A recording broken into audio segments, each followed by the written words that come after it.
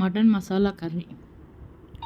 Oil వేసాను, అది heat అయ్యాక కొంచెం షాజీరా, అల్లం వెల్లుల్లి పేస్ట్ అది వేసి దాన్ని ఫ్రై చేశాను పచ్చివాసన పోయేంత వరకు. ఇప్పుడు మటన్ యాడ్ చేస్తున్నా. నేను దీనిలో ఎలాంటి ఫుడ్ కలర్స్ ఏమి వాడట్లేదు, ఎందుకంటే అమ్మమ్మ వాళ్ళు ఎలా చేసేవాళ్ళు అలా చేస్తున్నాను. మటన్ని ఫ్రై చేస్తున్నాను. మటన్లో వాటర్ వచ్చేంత వరకు వెయిట్ చేసి దానిలో కొంచెం పసుపు అలాగే ఉప్పు యాడ్ చేశాను. పసుపు సాల్ట్ యాడ్ చేసి మిక్స్ చేశాను. నెక్స్ట్ ఏమైపోతుందో అని వెయిట్ చేస్తున్నారు కదా మీరు, వెయిట్ చేయండి, కానీ కర్రీ భలే సూపర్ ఉండిద్ది.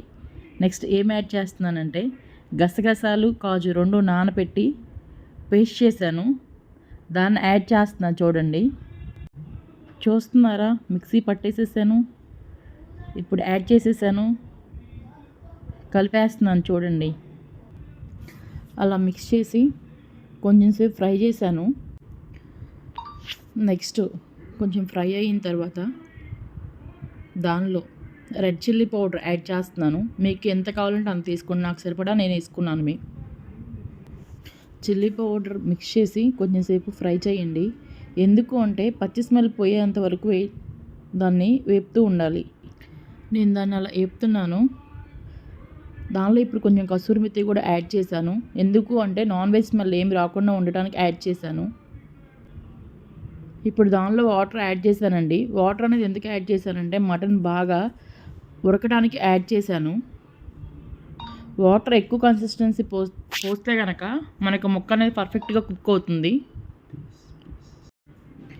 నెక్స్ట్ నేను దానిలో కొంచెం గరం మసాలా కూడా యాడ్ చేశాను. అది యాడ్ చేశాక వాటర్ ఎవాపరేట్ అయిపోతూ ఉన్నాయి కదా, ఎవాపరేట్ అయిపోయే వరకు వెయిట్ చేయండి. వాటర్ ఎవాపరేట్ అయిపోయే వరకు అలానే చేస్తూ ఉండాలండి. చూసారు కదా, నాకు ఇప్పుడు వాటర్ ఎవాపరేట్ అయిపోయి ఆ గ్రేవీ అనేది చిక్కబడిపోయింది. అలా చిక్కబడి ఆయిల్ పైకి తేలుతున్నప్పుడు ఆఫ్ చేసుకోవటమే, కానీ లాస్ట్ వరకు వెయిట్ చేయండి. వీడియో లాస్ట్లో మావారు ఎలా ఉంది కర్రీ అనేది మీకు ఎక్స్ప్లెనేషన్ ఇస్తారు. Final twist.